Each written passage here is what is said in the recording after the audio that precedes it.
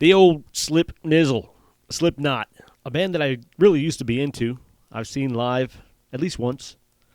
2008, I brought my 10-year-old son to Mayhem Fest, the very first Rockstar Energy Mayhem Fest in Virginia Beach, 2008. And they put on a great show. Now, as I get older, they just don't appeal to me as much as it used to. So I pick my songs here and there. And I did want to do a Slipknot tone with this because I knew I could do one. So I chose Left Behind because that's one of those songs off a monster of an album, Iowa, that just when it came out in 2001, it was just a beast of an album. And that intro is just...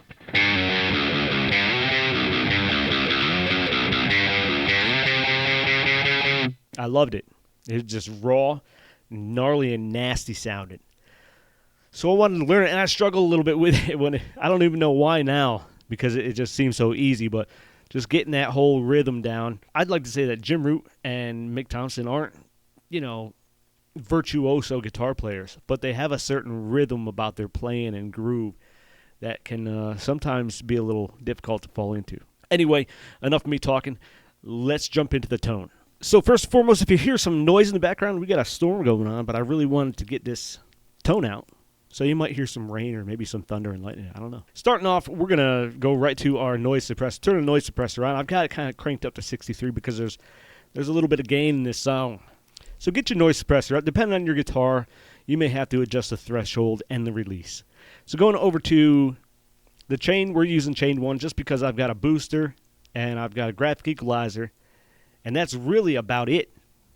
I don't think there's any reverb. I didn't even use plate reverb for this song.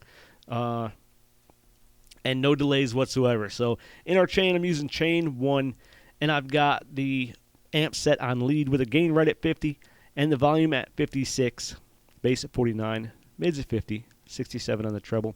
I've got the deep cabinet resonance with the presence set at 76. Moving right on to our booster. We got a clean boost going on, but that ain't the right pick.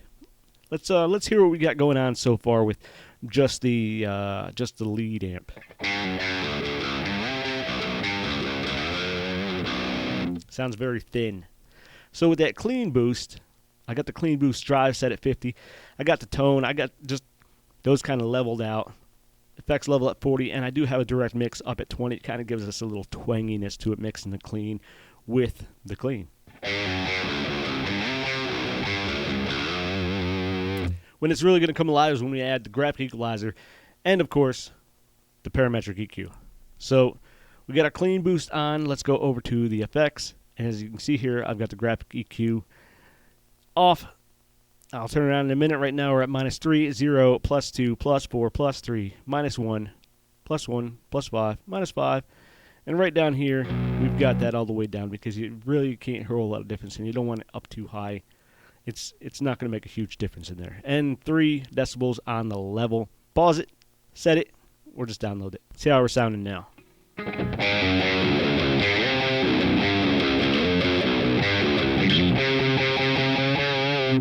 I screwed that up, but that's okay. Moving right on over to our contour. We do have a contour on here, and it changes the whole dynamic of the sound. So, and if we turn it on with contour set at 1 and type 4 and frequency shift up at 20,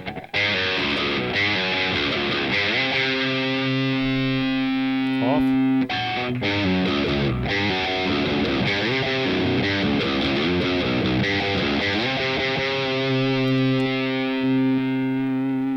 It just gives that.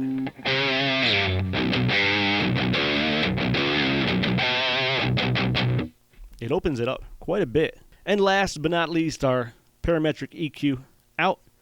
+7 on the low gain, -2 on the mid, 40 and 315 on the low cut and the mid frequencies. I left the low mid cues there because honestly I can't really tell a big difference when I'm using them. +2 in the high mid gain, +2 in the high gain, +3 in the level. But I went above my normal 5. Yeah. I went above my normal 5 like I do, just to give it just to send that treble kind of over the edge on 6.3 kilohertz on the high cut and 160 on the mid. And let's hear it.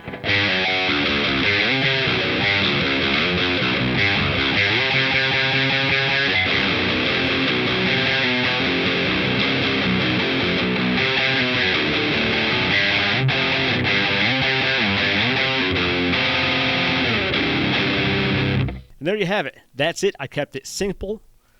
Lead amp, some gain, some clean boost, parametric EQ, graphic equalizer, no delay, no reverb. I did throw that contour in there just to kind of round it out. Deep cabinet, easy peasy. Download it, play it, have fun with it. If you want to learn this song, I'll drop the Songster link down in the description. I don't think it's as good as Ultimate Guitar, and I like Ultimate Guitar a little better. I pay for that. I encourage you to as well. It's well worth the $20 a year, but Songster will give you the basics of it, and there is a paid version of that too, but I don't know anything about that. Now, within this live set that you're going to download, there are two versions. There's Left Behind, just Left Behind, and there's Left Behind 2.0. Left Behind 1, it has a little more bass to it. It might sound better when you're playing it through the 50. So try them both and see which one you like better. If you like this tone, hit that like button. If you want to see more, hit that subscribe button. And we'll see you next time.